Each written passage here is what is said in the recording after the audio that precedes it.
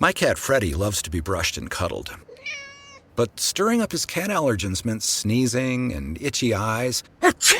Then I found Purina One Live Clear. It's cat food that reduced the major allergen and my suffering in as little as 21 days. Now, we feel closer than ever. If you have issues with cat allergens, you really need to try Purina One Live Clear. Try new Purina One Live Clear today. Purina One, a difference from day one. Here at the Almond Joy Factory, where tropical vibes abound, we use soft, fresh-tasting coconut. The crunchiest almonds and delicious chocolate candy. Ah, but do you know what our most important ingredient is? Sometimes you feel like a nut. Sometimes you don't. Almond Joy's got nuts and something even way better than that. Yes, Almond Joy is made with almonds and joy. James Flippin here on the other side of midnight, and we're going to chat with a voice our audience knows well, Dr. Sky. And there's a good reason why we're going to have Dr. Sky on here. Of course, he is an expert when it comes to the astrological, the far-off outer space reaches of the stars and the cosmos and all that good stuff. And there's a report out that Dr. Sky is going to want to opine on here when it comes to this signature of life. So first and foremost, Dr. Sky, thank you so much for joining us again. Always a pleasure to be with you and the audience. Thank you for having me. Absolutely. So I read this in the New York Times talking about how a team of researchers have found what they contend is maybe one of the strongest indicators of possible alien life, possible extraterrestrial life, not here in our solar system, but on this far-off massive planet. They've named it K2-18b, I think. That is correct. Okay, yes. Okay. So Dr. Sky, tell me more about this planet, why they think these signatures of life exist there, and what that could all mean. Well, James, since 1995, astronomers have detected the first, and this is incredible back then, of what we call exoplanets, individual planets around other stars, other than our normal planetary parade around here. But let's journey to 124 light years away from us. We find this particular star, which, by the way, is categorized where this little planet is, or maybe others. It's around a significant star at end of life called a red dwarf star. So K2-18b is actually the potential planetary object that may have the signs of organic life. And what they detected, and this is so amazing, this is when James Webb, with that monstrous 21-foot diameter compilation of mirrors. The astronomers say, by using their sophisticated techniques through the telescope, that they've detected what they think, this isn't confirmed, the signature of two pieces of organic material that marine life and plankton produce. One's called dimethyl sulfide, and the other one is dimethyl disulfide. The names alone kind of scare people because you go back to the days of organic chemistry. But if this is true, James, we're now seeing something which also constitutes potential water vapor. So of all the exoplanets, and this is an interesting factoid, as of this particular program that we're doing, there are some 5,869 identifiable exoplanets.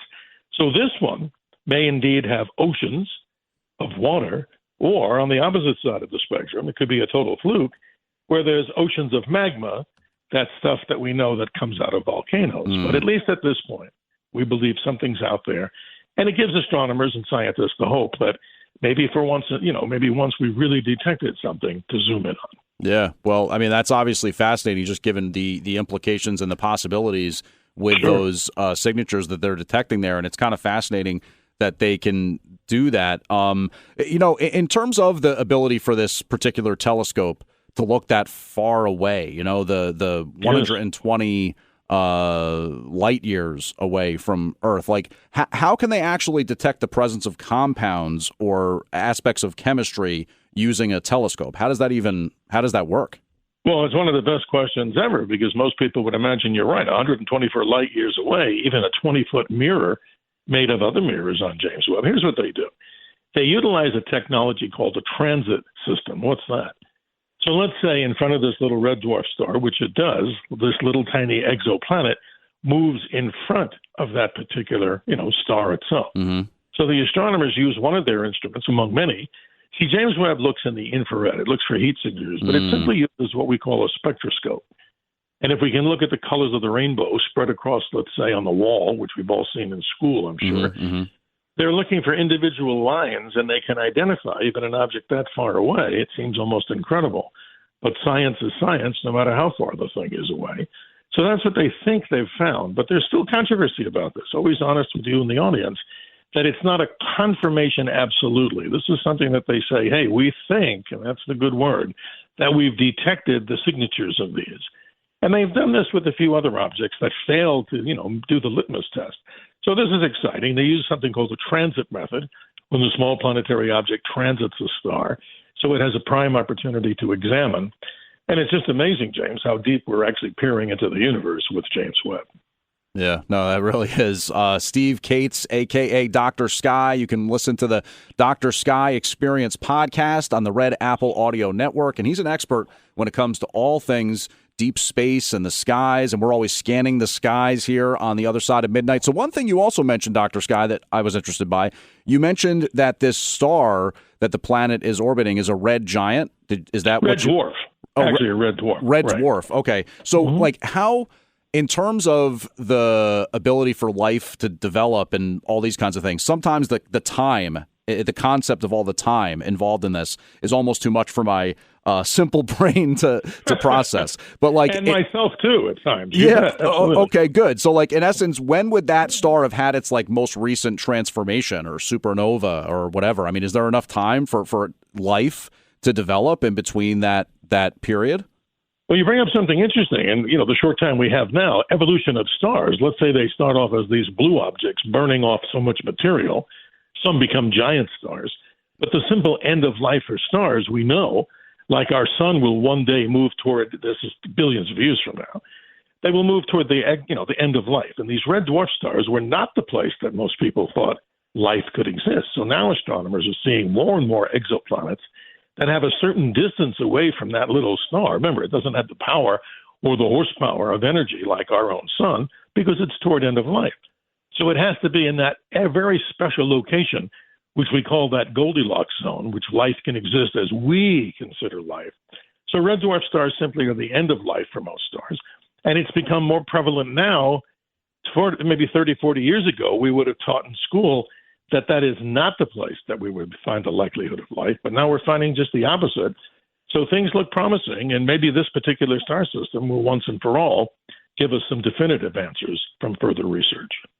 That voice you're listening to here on the other side of midnight is Dr. Sky, Steve Kates, and you can listen to the Dr. Sky Experience podcast on the Red Apple Audio Network. So one of the things that I wanted to ask about in terms of the potential for life, and it goes back to, the many, many years ago, even maybe the Jules Verne era of looking at the whole thing, could Mars be the center of potential former civilization or something like that. But before I get into the Mars thing, because there's another news story, just sticking on this far-off planet, the 120 light years away, is it safe to say then that Goldilocks zone, Dr. Sky, where life could actually exist, it's just kind of a different distance depending on what stage that star is in? So if it's a really young star, it's further away, and then just closer if it's...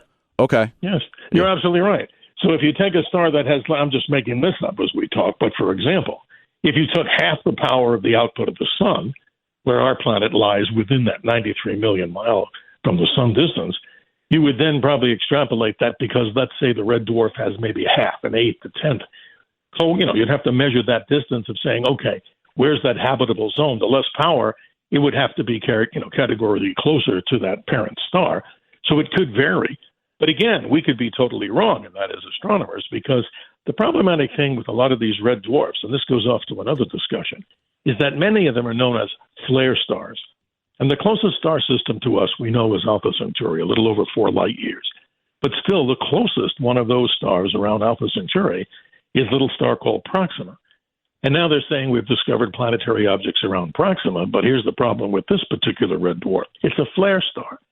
So we all know that the sun is active right now, James, and it's pumping out these big energy fields. Right. So the simple thing would be that just negates all of the conversation, because if we even thought there was life on a little planetary system near that star, it's probably wiped out with excess radiation Right. overall. Mm-hmm. How does PwC take your company to the leading edge? They bring the sharpest minds in tech to your team so you can bring the ideas that will transform your business.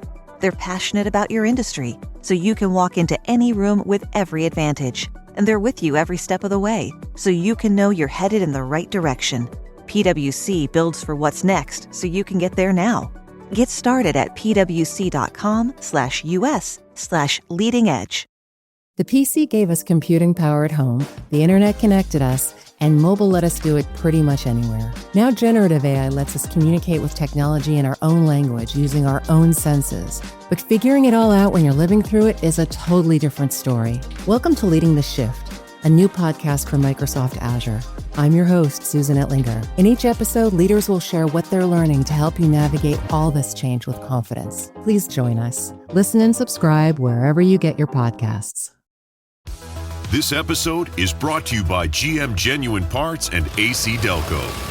Get the most out of your vehicle with GM Genuine Parts and AC Delco original equipment. The only parts designed, engineered, tested, and backed by General Motors. You can find your perfect fit for most makes and models and choose from 3 tiers of parts, including GM OE or gold and silver aftermarket parts. Visit gmparts.com for more information. Jif peanut butter. It's that Jiffing good, it doesn't really need advertising. So instead, enjoy the calming sounds of the ocean. Jif. Ooh, it's that Jiffing good. Get your Jif at Jif.com. Yeah, that's a fascinating aspect of it, too, because I hear people talk about, debating future space travel and, oh, no, that place has way too much radiation. People aren't thinking about that. And I think, oh, boy, that's a whole other aspect of it that's kind of fascinating. So, okay, Dr. Sky, K2-18b, that was covered in the New York Times. So maybe that's like the good place to start, maybe the little more high shelf, if you will, story. But then the Daily Mail reporting on this mysterious portal discovered on Mars by NASA. And then maybe the idea is that could lead to a new world of alien life, like an underground world of alien life on Mars. I guess a 300-foot wide hole. The American Space Agency actually shared this image for its astronomy picture of the day. So, Dr. Sky, what say you to this portal on Mars? Well, I think it's fascinating, James, but this image was taken back in 2017 by the Mars Reconnaissance Orbiter. Imagine a spacecraft that's permanently in Martian orbit that images the ground.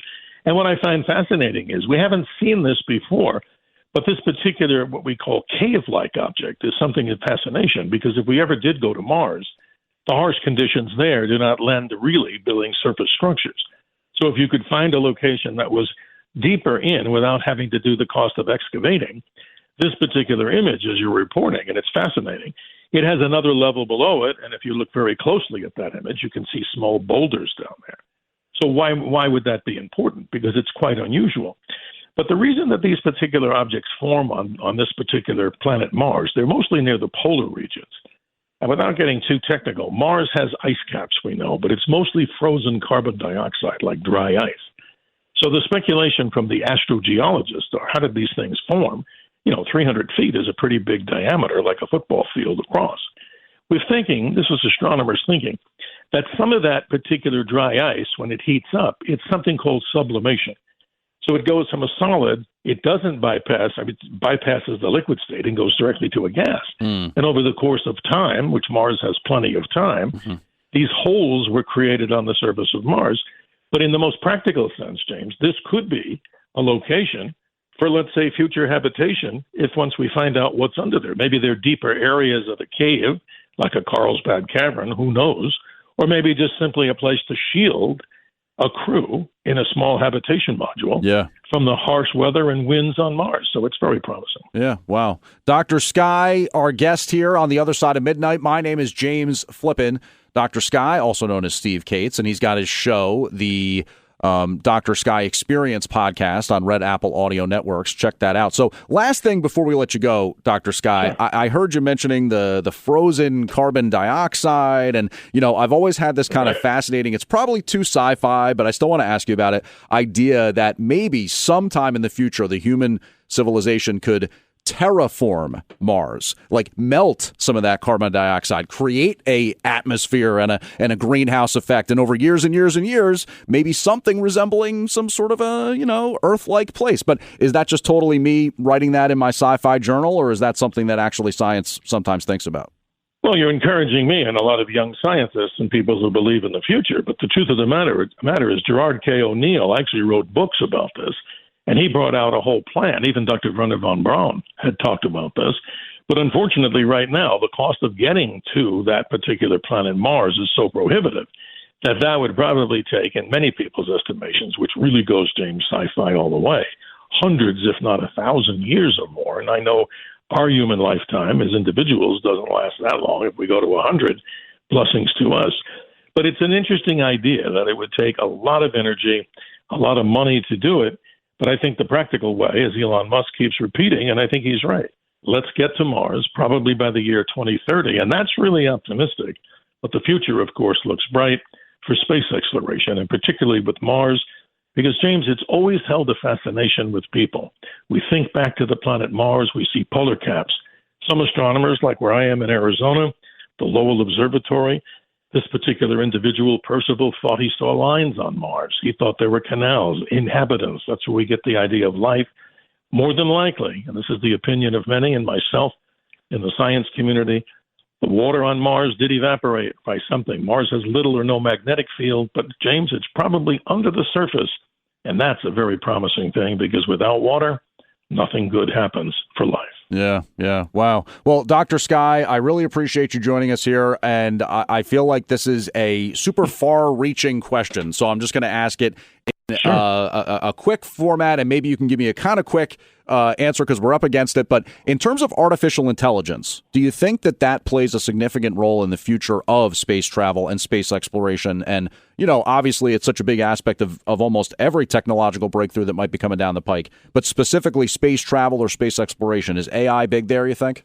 Absolutely. And it can run spacecraft. It can do a lot of other things, even put humans in hibernation if we trust it. But again, watch Kubrick's epic 2001: A Space Odyssey, and you'll find out what a little robot with AI, an in-house robot called HAL 9000 did. We have to be concerned about it. But on the bright side, it would do wondrous things to maintain the things and sustain life on long-duration missions for astronauts and the crew. Yeah. The last thing we need to have is us begging Hal to open the pod bay doors, right? Absolutely. You got it, my friend. That's interesting. All right. Well, Dr. Sky, a.k.a. Steve Kates, definitely check out the Dr. Sky Experience podcast right here on Red Apple Audio Networks. And so great to catch up with you. Thank you so much for joining us, and have a great weekend.